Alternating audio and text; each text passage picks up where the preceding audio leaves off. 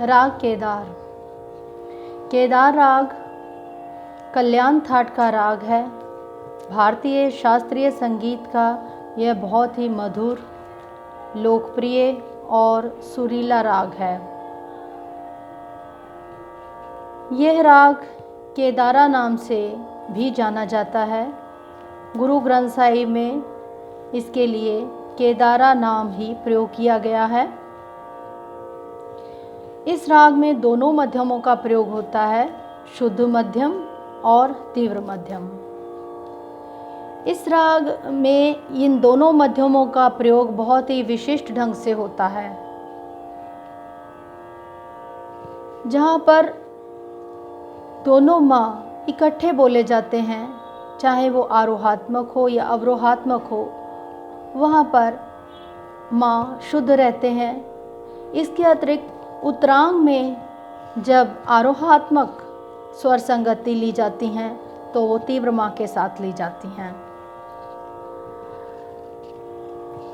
Generally ऐसा नियम होता है कि किसी राग में अगर किसी स्वर के दो रूप यूज़ हो रहे हों तो उसका शार्प रूप या तीव्र रूप उस स्वर का आरोहात्मक स्वर संगति में रहता है और उसका फ्लैट या कोमल रूप अवरोहात्मक स्वर संगति में रहता है।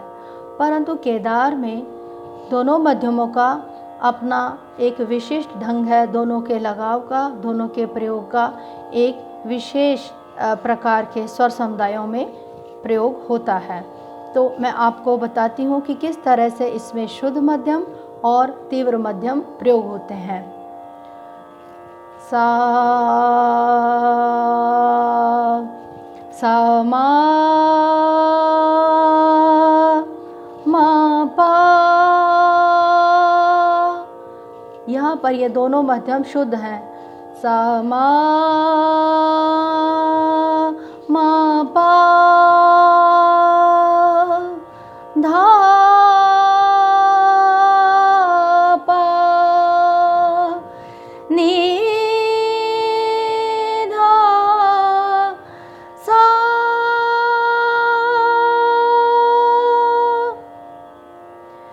सा नी धा पा मा पा धा पा। तो ये जो स्वर संगति है, मा पा धा पा, मा मा रे सा, सा मा पा। यहाँ पर जब दोनों माँ इकट्ठे बोले, सा मा पा, ये दोनों माँ शुद्ध। और अब तीव्र माँ का प्रयोग, मा पा धा पा। मा पा धा पा वाली स्वर समूह में माँ तीव्र रहता है हमेशा। और मा पा धा नी सा,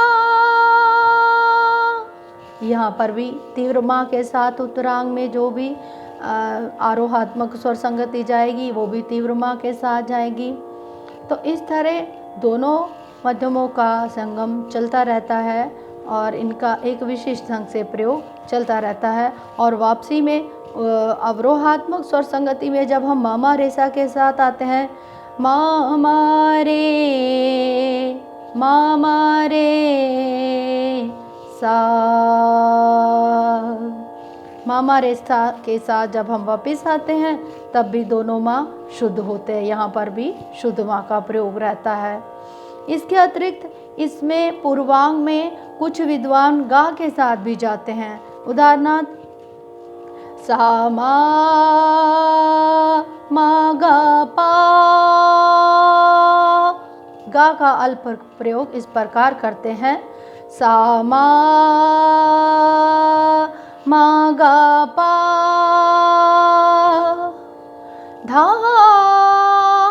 धा का भी बड़ा विशेष प्रयोग है इस राग में। इसका केदार का धा, इसको या तो तार सा के कण के साथ लिया जाता है या नी के कण के साथ। धा पा, सा मा पा धा पा, मा पा धा पा मा रे सा।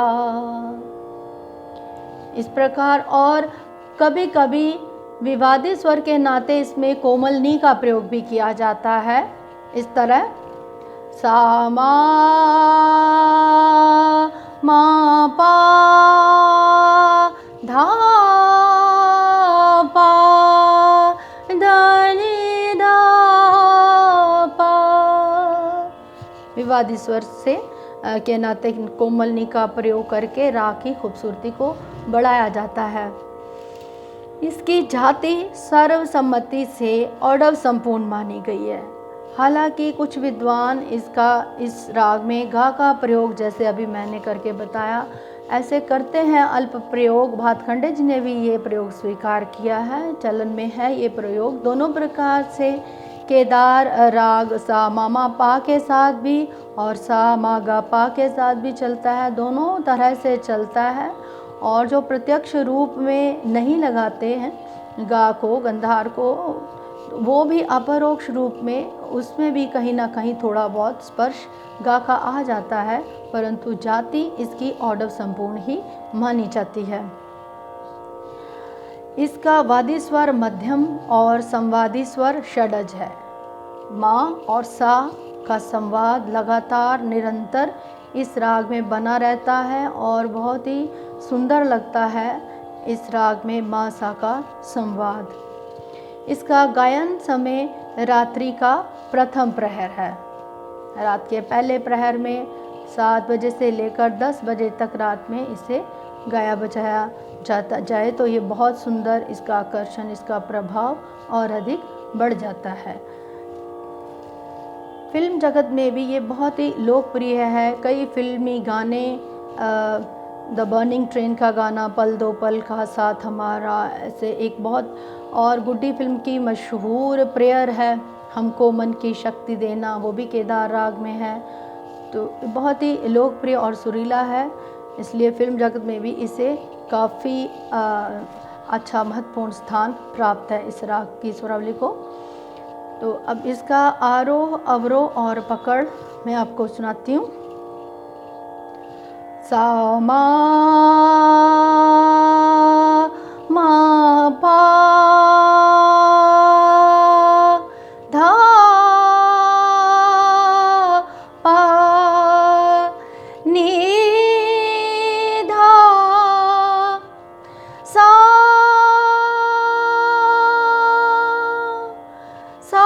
नी धा पा मा पा धा पा मा रे सा। पकड़ सा मा पा धा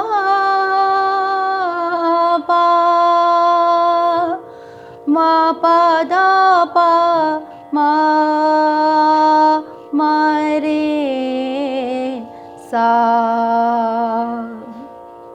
कोई भी राग हो, प्रत्येक राग की अपना एक स्पेसिफिक सुरावली होती है, एक स्पेसिफिक मेलोडी, उसमें से एक स्पेसिफिक धुन निकलती है और वो कुछ एक सीमाओं में बंधी रहती है।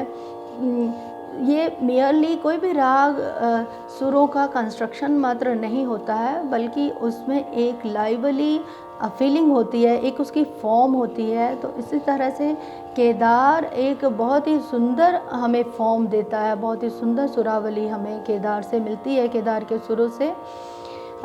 इस प्रकार थोड़ा मैं अभी आकार में इसकी धुन केदार की आपको सुनाती हूँ।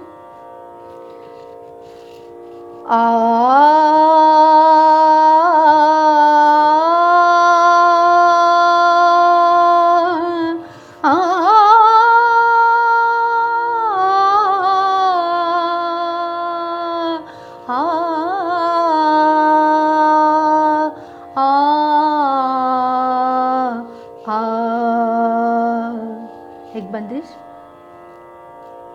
सोच समझ मन मीत प्यारवा,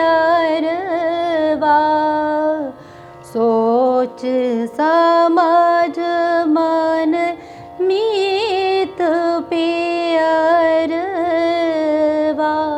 सतगुरु नाम करे सुमिरनवा सोच समझ मन मीत पियरवा सोच समझ मन मीत कोमलनी मन मीत पियरवा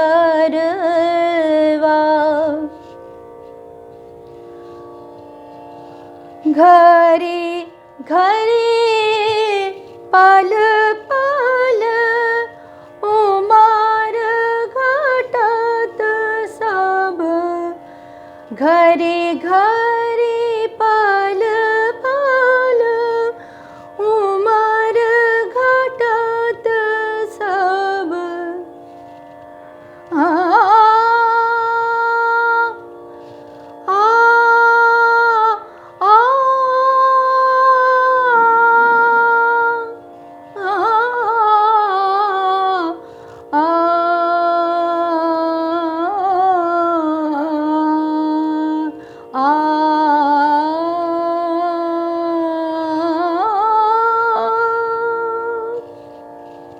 घरी घरी पल पल उमर घटत सब अजहूँ चेतवती मंद चतुरवा सोच समझ मन मीत पियरवा सोच समझ मन मीत पियरवा। इस तरह से शांत रस पैदा करता है केदार राग, इसीलिए इसका प्रयोग गुरु ग्रंथ साहिब में भी किया गया है। भक्ति भाव भक्ति युक्त काव्य के लिए यह बहुत ही उपयुक्त राग है, भक्ति भाव के लिए बहुत ही उपयुक्त राग है। शांत रस प्रदान करता है, गंभीर प्रकृति का बहुत ही विशाल विस्तृत राग है, इसमें अच्छा विस्तार सुरों का हो सकता है।